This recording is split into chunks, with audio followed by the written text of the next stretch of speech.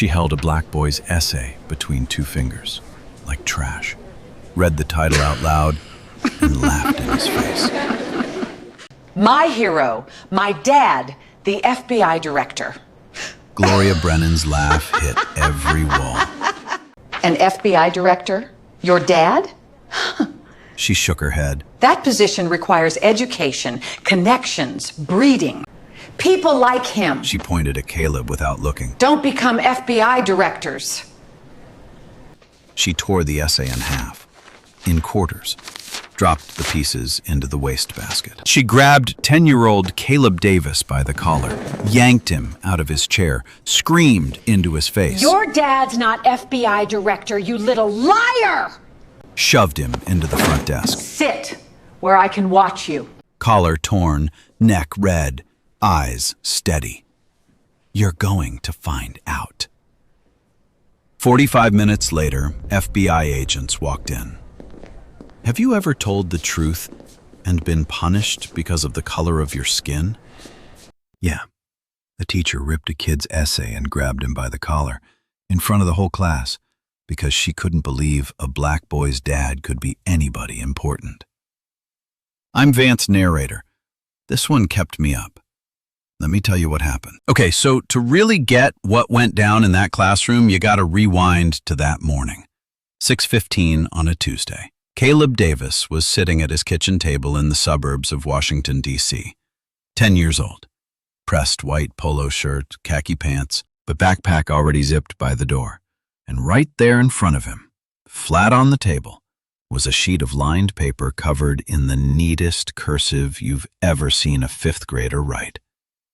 His essay. The assignment was simple. Write about your hero, the person you admire most in the world, and why. Now, most kids knock that out in 20 minutes. Caleb? 3 days. 2 full drafts.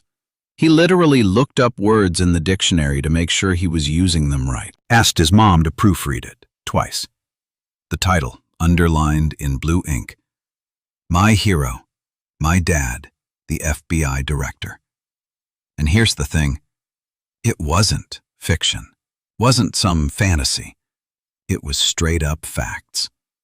Caleb's dad was Terrence Davis, director of the FBI's Washington field office.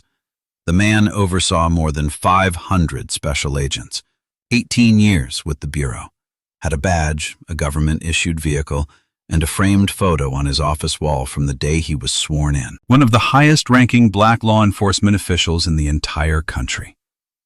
But Caleb didn't write about titles or rank. He wrote about his dad, the human being. He wrote about how Terrence got up at 5 every morning before anyone else in the house, how he ironed his own shirts, even though Caleb's mom always offered, because he said discipline starts with the small things. How one evening, sitting on the back porch after a rough day, Terrence told his son, "The truth is the most dangerous weapon there is, son, and it's the only one I carry." The last line of the essay, "My dad is my hero because he keeps people safe, even people who don't know his name." That morning, Caleb read that line out loud to his mother, Renee Davis.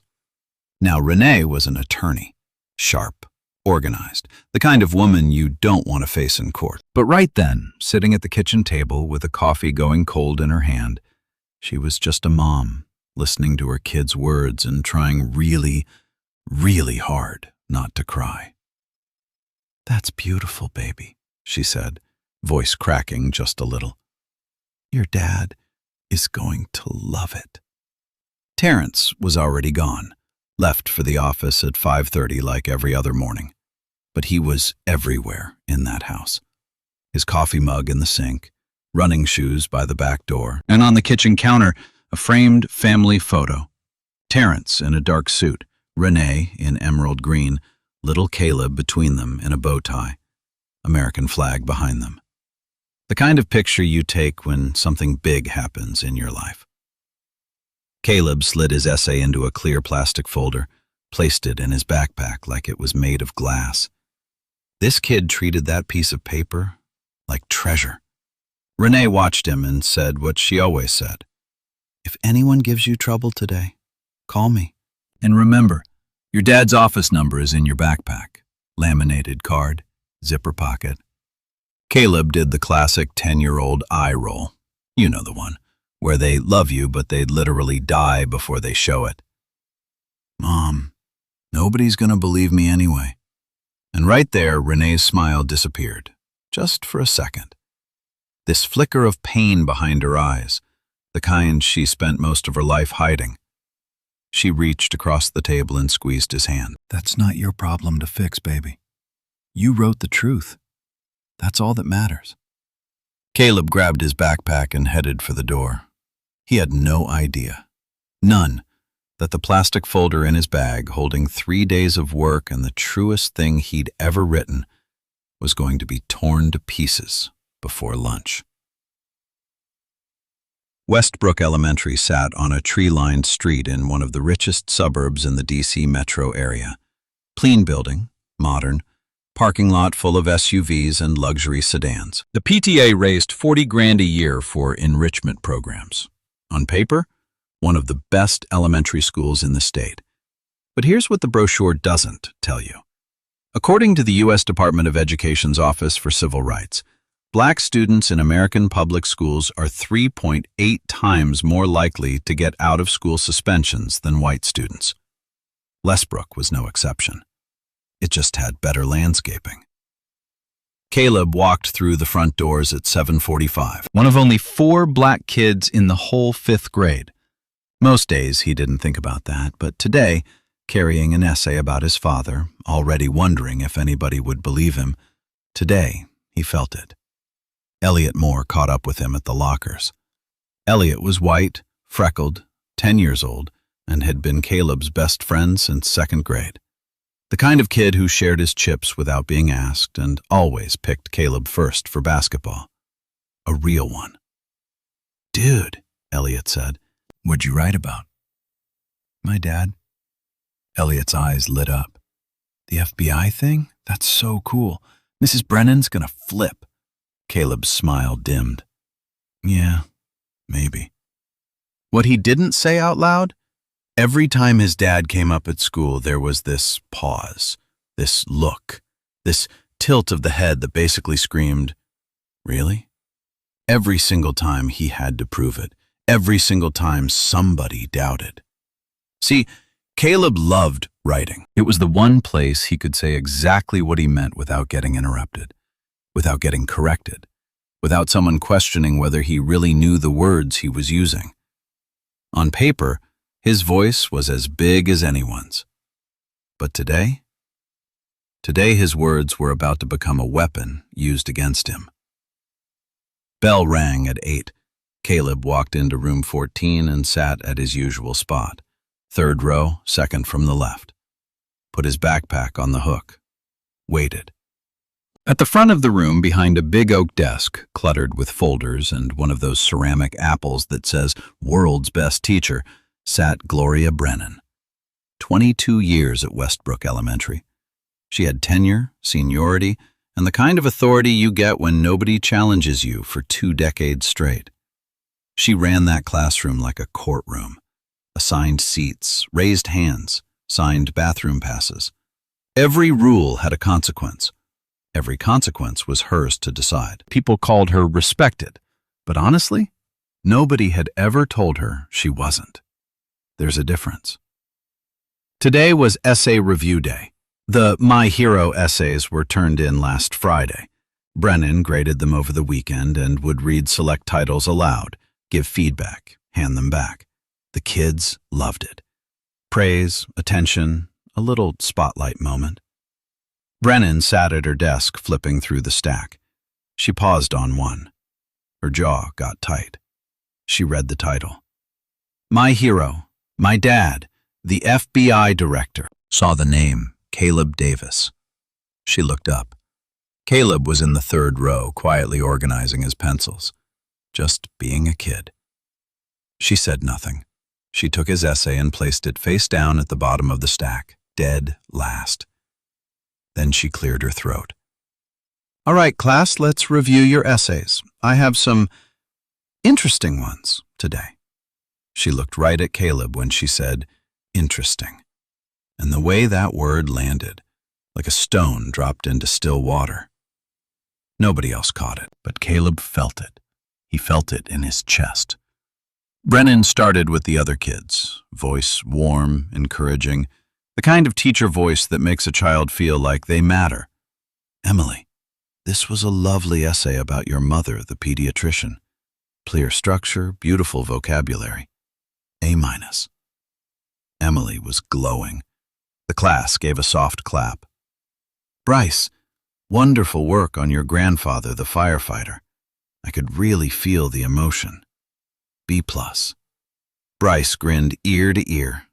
Brennan smiled. Room felt safe. Felt good. Sophia, your piece about your aunt, the marine biologist, creative, well-researched, beautifully written. A. One by one, essays came back with praise, grades in green ink, little smiley faces in the margins. Brennan was generous with every single one. Kind, warm, the teacher every parent hopes their kid gets. Caleb sat up straighter with each essay she returned, heart beating a little faster. 3 days of work, 2 drafts. Mom proofread it. He'd never worked harder on anything. He was nervous, but man, he was proud. He had absolutely no clue that the same woman handing out praise like candy was about to use his essay like a bat. Brennan got to the bottom of the stack, last essay, face down. She picked it up, held it between 2 fingers, pinched at the corner like she was touching something dirty. She didn't read from it. She held it up like evidence. And finally, she said, voice shifting, going cooler, almost theatrical, we have Caleb's essay. She read the title out loud, slow, every syllable dripping with sarcasm. My hero, my dad, the FBI director. She paused, looked around the room, and then she laughed. Not a chuckle, not a surprised little giggle, a full, sharp, open-mouthed laugh that cracked through the classroom like a gunshot. The kind of laugh that tells every kid in the room, this is ridiculous. This is a joke. And the kid who wrote it, he's the punchline. Oh, Caleb, she shook her head. Caleb, Caleb, Caleb. Kids shifted in their seats. A few nervous giggles, not because anything was funny, but because the teacher was laughing and they didn't know what else to do. Brennan barely composed herself. Class, the assignment was to write about a real hero, a real person in your life, not a movie character, not someone you wish was your father. Caleb's stomach dropped, but his voice held. He is my father, Mrs. Brennan, and he is the director of the Washington Field. Stop! Brennan slammed her palm flat on the desk. 3 kids flinched. A girl in the front row grabbed her chair. Stop talking. Just stop. The warmth was gone from her face completely. What was left was something harder, something older, something that had been hiding under 22 years of world's best teacher mugs. She stood up, walked to the front, held Caleb's essay up with both hands and looked at the class. This is what happens when we don't take our assignments seriously. She tore it in half. The sound, sharp and quick like a slap. A boy near the window flinched. A girl covered her mouth with both hands. Brennan tore it again, 4 pieces, held them over the wastebasket and let them fall. One by one, slowly, like she wanted every kid in that room to watch. There. Maybe next time, you'll write about something real. Caleb stared at that wastebasket. 3 days, 2 drafts, his best handwriting, his father's words memorized and quoted. The last line he read to his mom that morning, the one that made her cry. All of it, in the garbage, next to candy wrappers and pencil shavings. His lip trembled once, jaw tightened, fists clenched under the desk, but he didn't cry. He looked up at Brennan. That was the truth, Mrs. Brennan. You can call my mom. You can look it up. My dad is... What happened next took 3 seconds.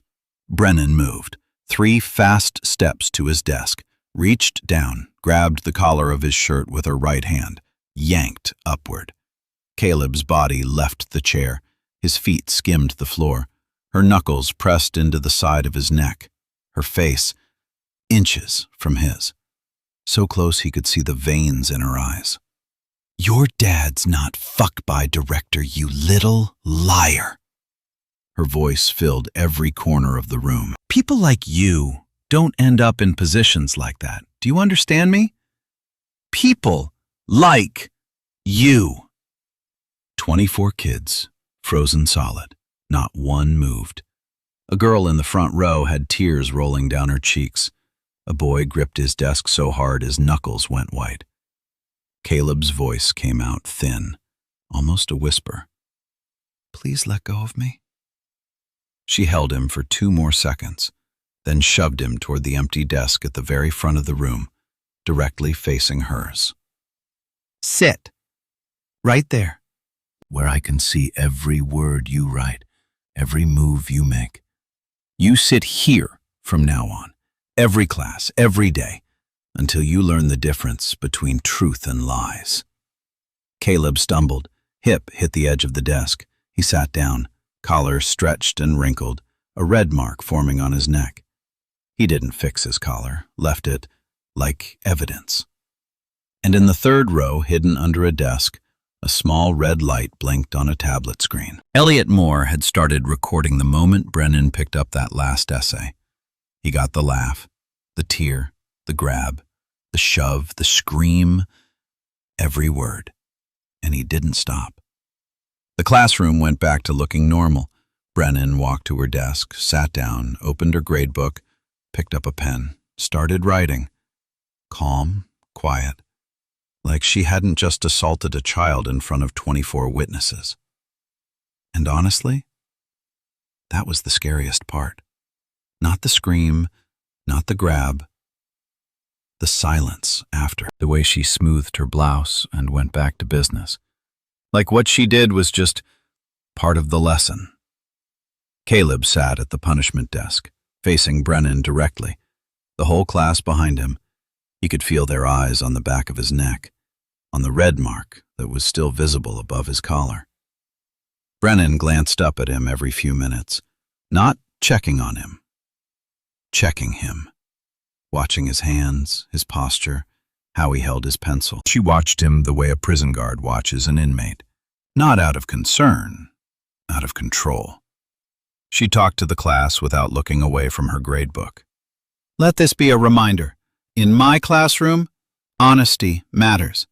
If you don't know what your parents do for a living, ask them tonight. Don't make things up. Didn't say Caleb's name. Didn't have to. Every kid in that room knew exactly who she meant. In the 2nd row, a boy named Bryce leaned over to the kid next to him. Is his dad really FBI? The other boy shrugged. Mrs. Brennan says no, so... And just like that, just that fast, Gloria Brennan didn't just humiliate one child. She taught 24 kids that a black boy's truth is worth less than a white woman's word, that authority matters more than evidence. And she did it so casually that half the room bought it without thinking twice. Bell rang. Kids stood up, chairs scraped, room emptied out. All except one. Not you, Caleb. Brennan didn't even look up. Sit back down. Last student filed out. Door clicked shut. Just a 55-year-old teacher and a 10-year-old boy with a torn collar. Brennan stood, walked to his desk, stood over him. Her shadow fell across his hands. I don't know what kind of game you're playing, she said, voice low, controlled, almost worse than the screaming. But I have been teaching for 22 years. I know when a child is lying. And you, young man, are lying. I'm not lying, Mrs. Brennan. Caleb's voice was quiet, but it didn't waver. You can call my mom. Her number is in my... I don't need to call anyone. She leaned in closer. I've seen plenty of kids like you come through this school. Big stories, big imaginations, fathers who are this and that. And when you actually check, nothing. Nobody. Just stories to get attention. Kids like you. She said it like a diagnosis, like a category she'd filed away years ago and never once pulled out to re-examine. My dad is real, Caleb said. He's the director of... Enough! Brennan straightened up. Get your things. We're going to see Principal Hollis. She marched him down the hallway. Caleb walked 2 steps behind her, backpack on one shoulder, collar still wrinkled. Kids from other classes glanced at him as they passed. A few whispered. Caleb kept his eyes straight ahead. Coach Pete Garland was coming the other direction. He saw Brennan walking fast, jaw locked, with Caleb trailing behind. Small, quiet, stretched collar, red mark on his neck. Garland slowed down, looked at the boy, looked at that collar. Made a mental note. Principal Sandra Hollis was behind her desk when they walked in. Late 40s, bobbed hair, reading glasses on a chain. She'd been running Westbrook for 6 years. Her specialty? Making problems disappear without making headlines. Brennan spoke first. Sandra, we have a serious issue. Caleb Davis submitted a fabricated essay claiming his father is the FBI director. When I corrected him, he became defiant, argumentative. I had to physically redirect him to a different seat. Physically redirect. Let that float for a second. The grab became a redirect. The shove became a relocation. The scream became a correction. Just like that, with 2 words, Brennan rewrote the whole thing. Hollis looked at Caleb. Is this true? She tore up my essay in front of everyone, and she grabbed me by my... I did not grab him! Brennan, sharp and fast. I guided him to a new seat. He was being disruptive. Hollis looked at Caleb, looked at Brennan. 22 years of tenure on one side of the room, a 10-year-old black boy on the other. She chose tenure. Caleb, fabricating information on a school assignment is a serious offense, and being disrespectful to your teacher... I wasn't disrespectful! Caleb's voice rose for the first time all day. I told the truth! My dad is the director of the FBI's Washington field office. You can look it up. You can call... Lower your voice.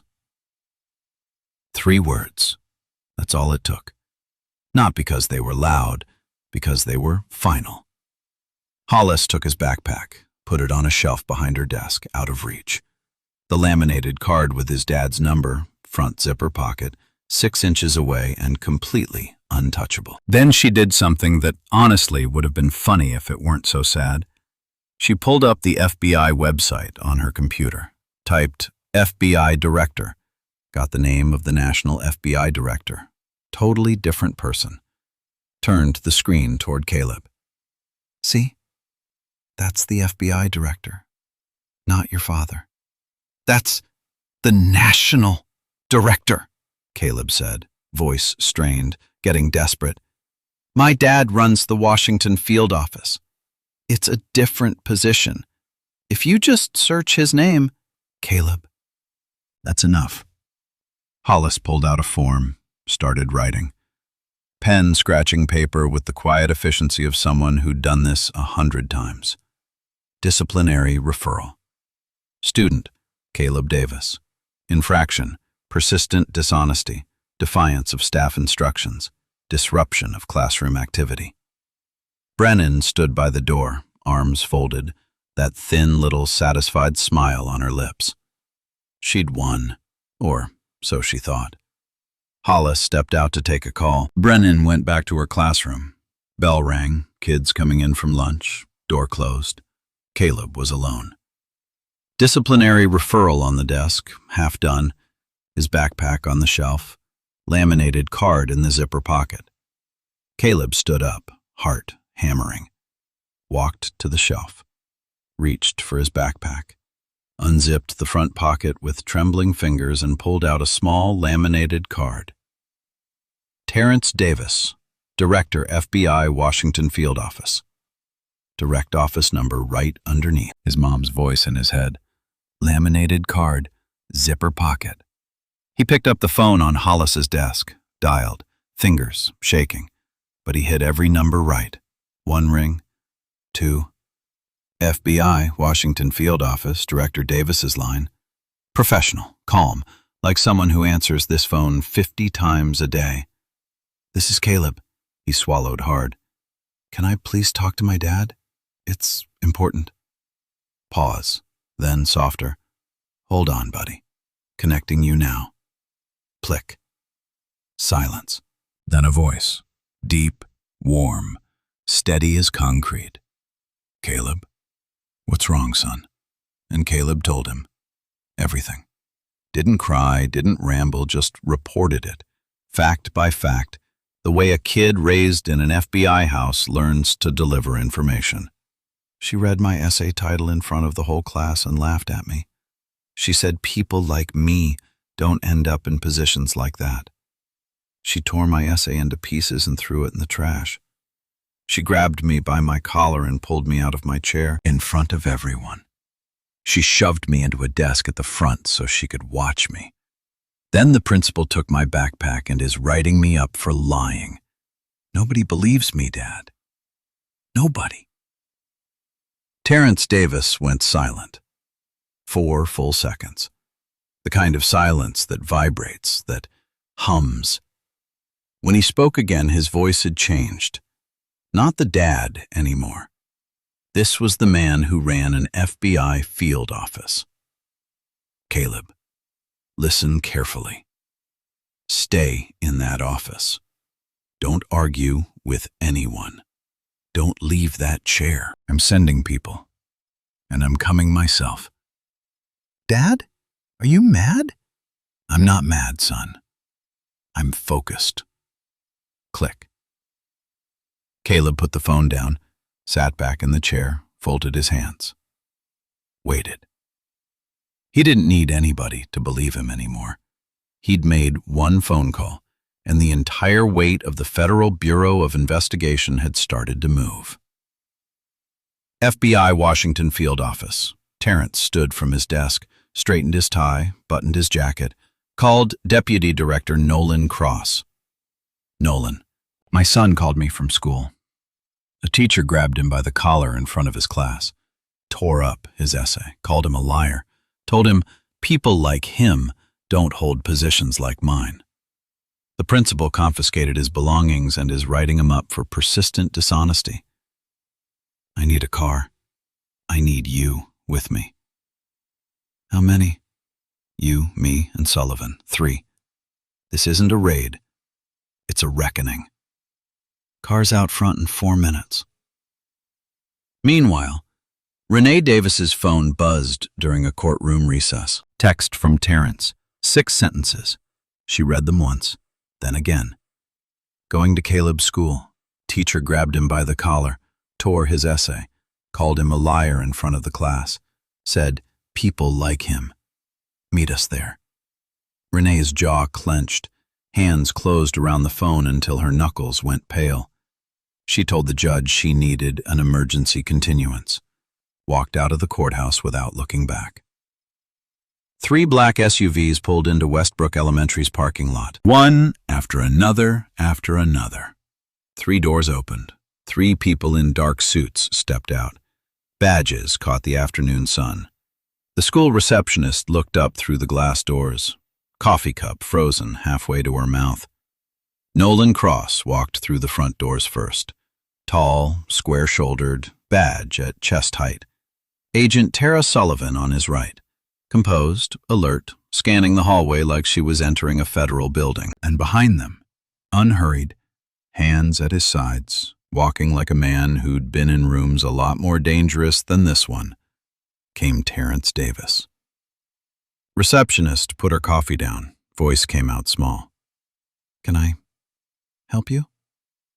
Cross didn't blink. Deputy Director Nolan Cross, Federal Bureau of Investigation. We're here regarding a student, Caleb Davis. Principal Hollis. Now. Receptionist's hand trembled, picking up the phone. Sandra, there are FBI agents in the lobby. They're asking for you.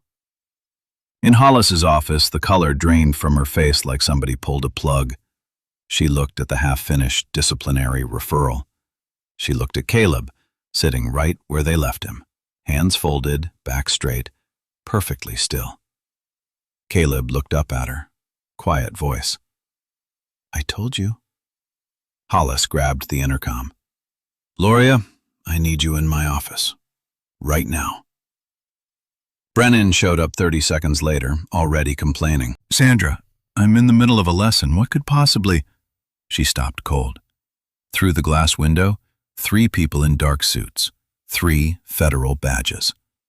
Hollis could barely whisper. Gloria, the FBI is here. For Caleb. Brennan laughed.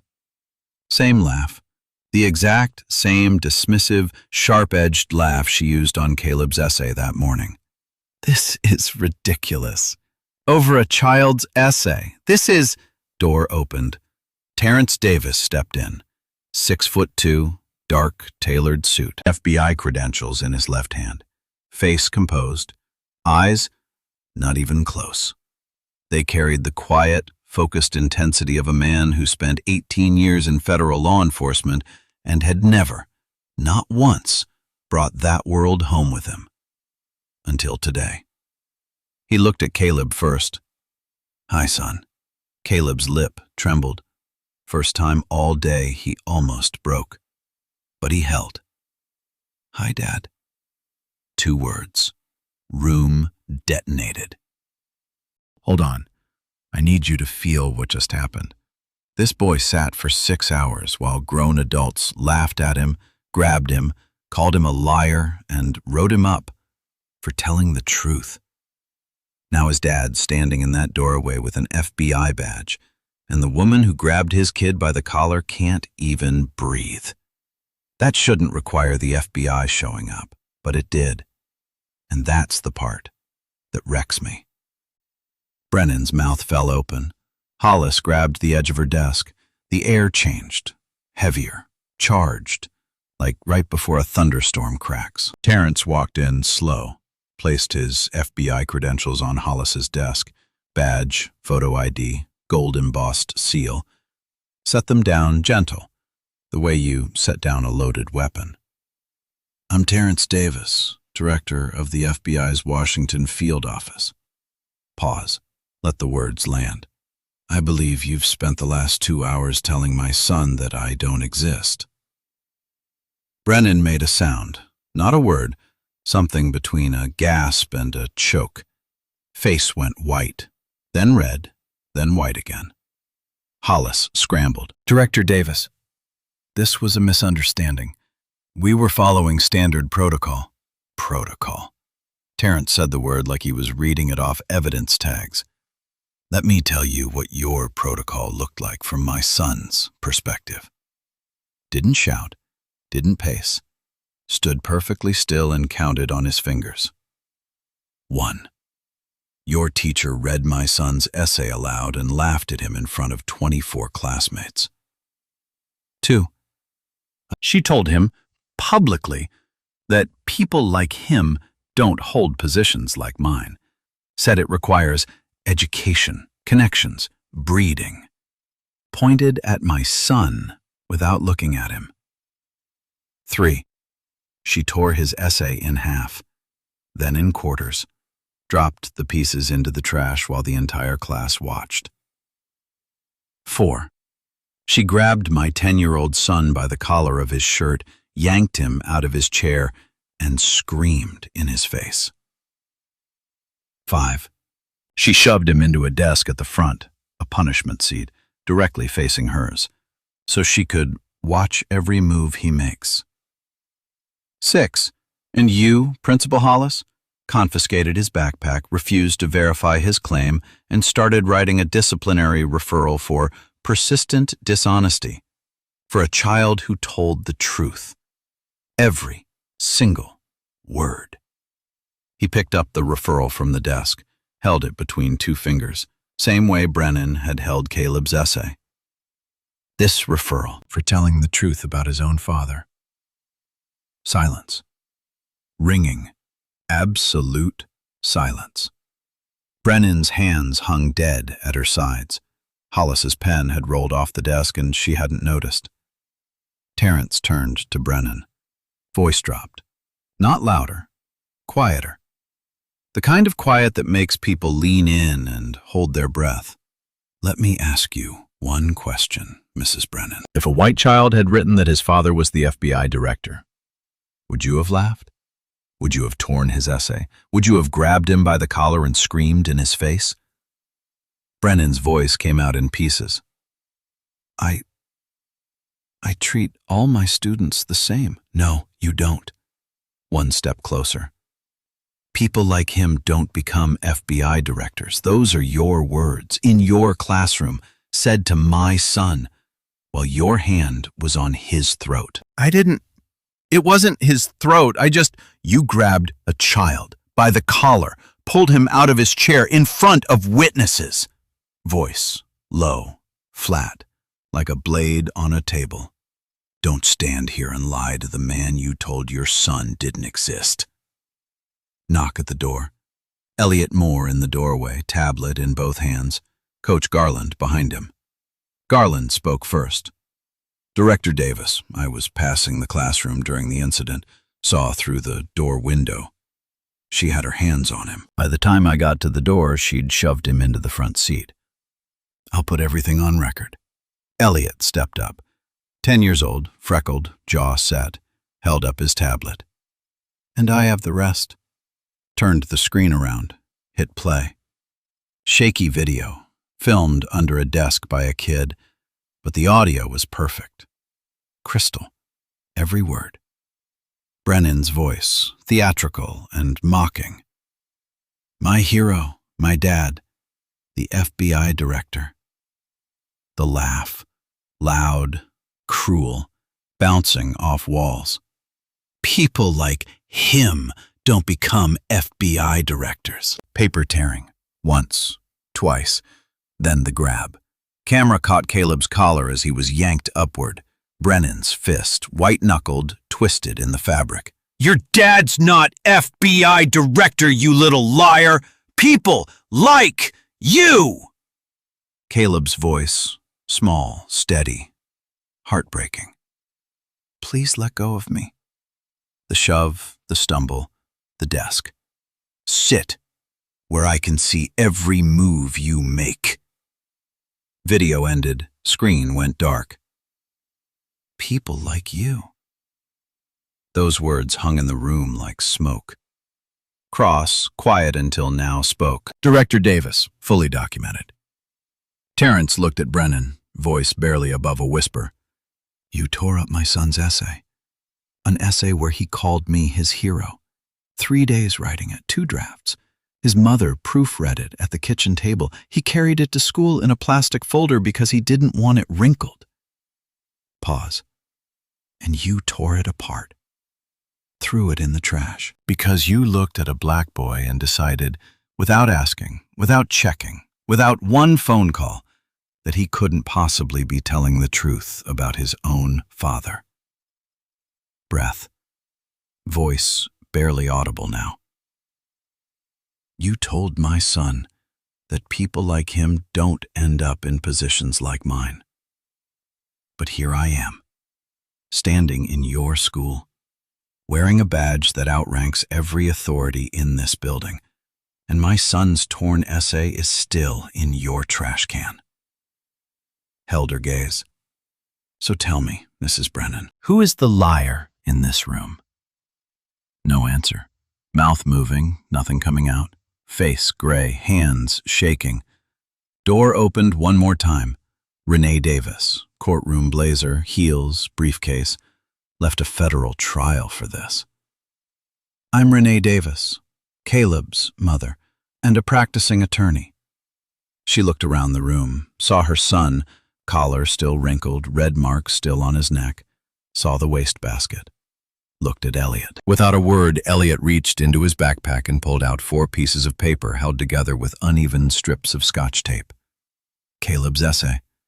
He'd fished it from the trash and taped it back together, carefully, the way a 10-year-old does, with too much tape and not enough alignment.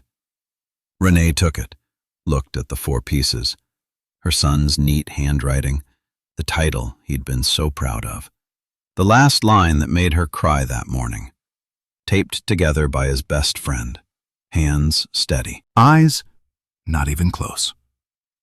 I will be requesting every disciplinary record this school has filed against students of color in the past 5 years, she said, lawyer voice, calm and precise. Every referral, every suspension, every physical redirect. If the pattern is what I expect, and today strongly says it will be, this becomes a federal civil rights complaint with the Department of Education's Office for Civil Rights. Hollis tried. Mrs. Davis, let's not blow this out of proportion. Renee's eyes locked on. A teacher laughed at my son, tore up his essay, grabbed him by the collar, screamed a racial statement into his face, shoved him into a surveillance seat, and you wrote him up for honesty. Tell me, Principal Hollis, what proportion would you like me to use?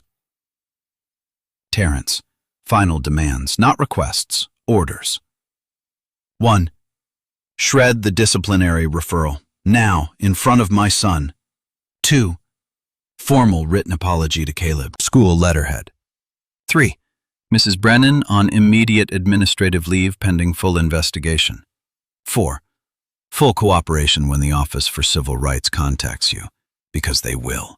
Garland stepped forward. I'll submit my statement today. What I saw through that door wasn't a physical redirect. It was assault. Word had spread through the school like wildfire. You know how it goes. One kid tells another, that kid texts a parent, that parent tells 3 more in the pickup line. Within 15 minutes, half the school knew something big was happening in Hollis's office. Students, teachers, parents at pickup, all clustered in the hallway near the main office. Phones out, whispers everywhere, eyes pressed against the glass. Caleb stood up. For a second, he just stood there, like he wasn't sure his legs still worked. Then Terrence put his hand on the boy's left shoulder. Firm, steady, the way a man holds something precious. Renee took his right hand, the taped essay tucked under her arm like a flag. They walked out together. 3 people, 1 family.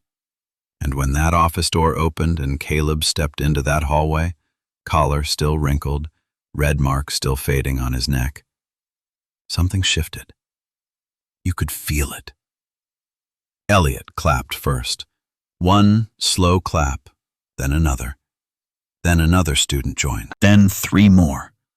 Then the whole hallway erupted. Applause rolling through the corridor like a wave, spilling out through the front doors into the parking lot where parents were still getting out of their cars. A black mother standing near the entrance, a woman who'd fought her own quiet battles at this school, who'd sat in that exact same office and been talked down to, dismissed, disbelieved. She started crying. Couldn't stop. Plapped through her tears. Because she knew. She knew what that walk meant. She knew what it cost. Superintendent Arthur Webb showed up minutes later. Hollis had called him panicking. He watched the video, read the referral, looked at the torn essay taped together, took statements from Garland and Elliot, turned to Brennan. Gloria, suspended effective immediately. Formal hearing to follow. Based on what I've seen, physical contact, destruction of student work, racially charged language on video, I expect termination and referral to the state licensing board. Arthur? Voice cracking. I have been at this school for 22 years. And in 22 years, nobody held you accountable. Flat. Final. That changes today. He turned to Caleb, got down to eye level. "Young man, I owe you an apology. On behalf of this school and this district, what happened to you was wrong. It will not happen again." Caleb nodded, polite, composed, then said something nobody saw coming. "Can I have a new essay sheet? I want to write it again." Webb almost lost it, blinked 3 times fast. "You can have as many as you need." The shredder in Hollis's office was a small gray machine in the corner. It had eaten memos, old tests, budget drafts for years. Never once had it eaten a disciplinary referral while the kid it targeted sat there watching. Today was different. Hollis fed the form in. Machine whirred. Caleb watched the paper disappear strip by strip until nothing was left, and he let out a breath. The first real breath since 8 that morning. Terrence knelt down, both hands on his son's shoulders, eye to eye. "You handled that better than most adults I work with. And I work with FBI agents." Caleb, quiet. "I just told the truth, Dad. That's the hardest thing in the world when every person in the room is telling you you're wrong." Renee knelt beside them, held the taped-together essay, 4 pieces held by a 10-year-old's uneven Scotch tape, turned it so Caleb could see. "Look, Elliot saved it." Caleb looked at his own handwriting, fractured and put back together, title split across 2 pieces. The last line, about his dad keeping people safe, had tape running right through the middle. Almost smiled. "It's kind of messed up." "It's the most beautiful essay I've ever read," Renee said. "We're framing it," Terrence said, and he meant it, not as a joke. That essay, 4 pieces of a child's truth held together by tape and friendship, was going on the wall, right next to the family photo with the American flag. Because that's what it was now. Not just homework. Evidence. Evidence that a 10-year-old boy stood up against a system that wanted to flatten him and refused to bend. Elliot was hovering near the door the whole time, hadn't left, hadn't been asked to leave. When Caleb looked up and saw him, he just said, "Thanks, Elliot." Elliot shrugged. "Dude, that's what friends do." And honestly, in a story full of adults who failed, it was a 10-year-old white kid with a tablet and a roll of Scotch tape who did more for justice than anyone with a title. That afternoon, the school issued a formal apology to the Davis family. 1 page, single-spaced. Acknowledged the wrongful disciplinary action, the physical contact, the destruction of student work, the discriminatory language. Took them 45 minutes to write that letter. The damage it tried to fix? That happened in seconds. The seconds it took to laugh, tear, grab, and shove. Over the next few weeks, consequences fell like dominoes. The Department of Education's Office for Civil Rights opened a formal investigation into Westbrook's disciplinary practices. And what they found was exactly what Renee suspected. Black students at Westbrook got disciplinary referrals at 4.5 times the rate of white students for identical behavior. A black boy who talked back? Defiant. White boy does the same thing? Spirited. A black girl challenges a grade? Aggressive. White girl does it? Advocating for herself. The data was devastating, and it was everywhere. 3 other families came forward, 3 mothers, 3 stories. 3 kids who'd sat in that same plastic chair in Hollis's office and been told they were the problem. One mom described her daughter getting suspended for attitude after politely asking why her test grade was lower than a white classmate with the same answers. Another described her son sent to the office for intimidation because he stood up from his desk too fast. Gloria Brennan's hearing happened 6 weeks later. Evidence was overwhelming. Elliot's video, Garland's statement, the records, the pattern. She was terminated. Teaching license suspended pending state review. 22 years of tenure, gone. She left the school carrying a cardboard box through an empty parking lot. No ceremony, no goodbye. Principal Hollis got put on a performance improvement plan. 40 hours of mandatory anti-bias training. She resigned 3 months later. Personal reasons. Nobody asked her to stay. The district rolled out mandatory implicit bias training for every teacher, admin, and staff member. Renee Davis helped design the curriculum. It included a module called Believing Children, focused on exactly how racial bias affects the way adults judge whether black kids are telling the truth. Elliot's video, with the Davis family's consent, was shown in a closed school board session. Room was dead silent for 4 minutes and 32 seconds. When it ended, a board member, a grandmother who'd been on the board 15 years, took off her glasses and said, "If this is happening in our best school, it's happening everywhere." She was right. 8 weeks after everything went down, a letter showed up at the Davis house, handwritten. No return name, just a P.O. box. From Gloria Brennan. Caleb opened it at the kitchen table. Terrence and Renee sat across from him and watched him read. Brennan didn't make excuses, didn't call it a misunderstanding or a bad day. She wrote that what she did was a failure of empathy, professionalism, and basic human decency. She admitted she'd carried assumptions she never examined, assumptions about what certain families look like, what certain fathers do, what certain children are capable of being. About the essay, I destroyed something a child built with love and pride. I tore his work. I tore his trust. I can't undo that. I will carry it. Didn't ask for forgiveness.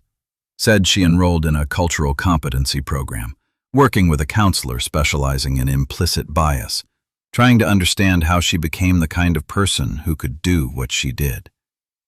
Last line. You were brave, Caleb. You were honest. And I failed you. I'm sorry. Caleb put it down, looked at his parents. Do you think she means it? Terrence thought a moment. I think she's trying to. And trying is where it starts. Renee reached across the table, put her hand on Caleb's. You don't have to forgive her, baby. Not now, maybe not ever. But she sat down and wrote this. Something shifted. You helped shift it. Caleb nodded slowly, picked up the letter, folded it carefully, same way he once folded his essay, and put it in the top drawer of his desk. Didn't throw it away. Didn't need to forgive her yet. But he left the door open, just a crack, the way his mom taught him. And sometimes, a crack is all the light needs. Gloria Brennan didn't tear up that essay because Caleb Davis was lying. She tore it because she couldn't imagine he was telling the truth. She looked at a 10-year-old black boy and decided, before reading a single paragraph, before making one phone call, before typing one name into a search bar, that his father couldn't possibly be who he said he was. And when the boy insisted, she didn't stop, didn't reconsider. She escalated, laughed at him, mocked him, ripped his work in half while his classmates watched, grabbed him by the collar, screamed in his face, shoved him into a seat where she could watch him, like the truth was something dangerous that needed containing. That's not a mistake. That's a system where certain kids get believed and certain kids get interrogated, where certain essays earn applause and certain essays get torn in half. But here's what Gloria Brennan didn't get. You can tear up an essay. You can't tear up the truth. You can grab a boy by his collar. You can't hold down a man who stands taller than you in every way that counts. Caleb Davis didn't fight with his fists, didn't shout, didn't run. He picked up a phone, called his father, and the whole system that denied him justice showed up at the front door in suits and badges. But this story isn't about the FBI, not about badges or titles or black SUVs. It's about a kid who wrote the truth, in his own handwriting, with his own heart, and got punished for it because of the color of his skin. It's about the thousands of kids who write the truth every day and have nobody to call. The National Center for Education Statistics says only 7% of public school teachers in the U.S. are black, while 15% of students are. In that gap between who teaches and who learns, blind spots grow. And in those blind spots, essays get torn, kids get grabbed, truths get erased. Weeks after the investigation, Caleb's new teacher, kind, attentive, everything Brennan was not, gave the class an assignment. Write about something you're proud of. Caleb picked up his pencil, didn't hesitate, wrote a title in careful cursive. My hero. My dad, the FBI director. Second draft. And underneath a dedication. For Elliot, who saved the first one. He stood and read it to the class, voice clear and steady. The voice of a boy who learned the truth survives even when the paper it's on doesn't. My father is Terrence Davis. He is the director of the FBI's Washington field office. He leads over 500 special agents. He has protected this country for 18 years. But the thing I admire most about my dad isn't his badge. It isn't his title. It's that he taught me the truth is never wrong, even when it costs you. Even when nobody believes you, especially then. Class applauded. Elliot, thumbs up from the third row. Teacher wiped her eye, and this time, nobody laughed. Every child deserves to write their truth and have it respected. Every kid deserves a classroom where their words are safe, where their essay doesn't end up torn in a wastebasket because of the color of their skin. If you've ever been doubted, dismissed, or disbelieved because of who you are, this story is for you. If you've ever watched someone's work get ripped apart and wished you'd said something, let this be the moment you decide. Next time, you will. And if you hold power over a child, teacher, coach, principal, parent, ask yourself one question. Am I building them up or tearing them apart? All right, this is where I hand the mic to you. Because I know some of you are sitting there right now with your own version of this story. A teacher who didn't believe you. A room that picked the lie over your truth. I'm Vance Narrator. I told you Caleb's story. Now drop yours in the comments. Not for me, for the person scrolling through at 2 a.m. who thinks they're the only one. Share this story. Not for the algorithm, not for the views. Share it because somewhere right now, a kid is sitting in a punishment seat at the front of a classroom, watching the pieces of their truth fall into a wastebasket. And they need to know they are not alone. Black students are 3.8 times more likely to be suspended than white students.